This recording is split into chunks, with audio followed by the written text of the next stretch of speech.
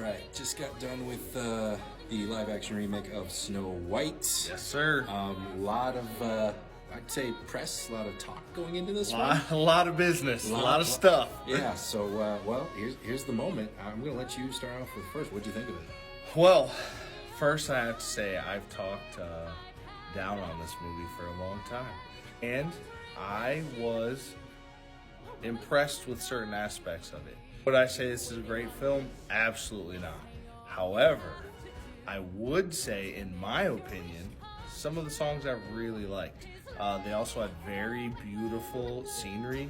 I think they did a good job, not with the dwarfs, but in other spots, of doing practical effects and CGI effects, and I thought it worked really well for a couple of things. I will say my favorite part of the movie, hot take for sure, 100%, Gal Gadot's song.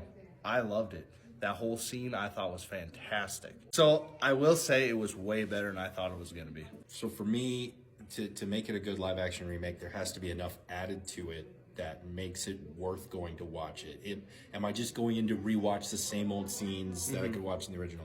They added a lot here, and I think they did change enough here that did make it worth the watch.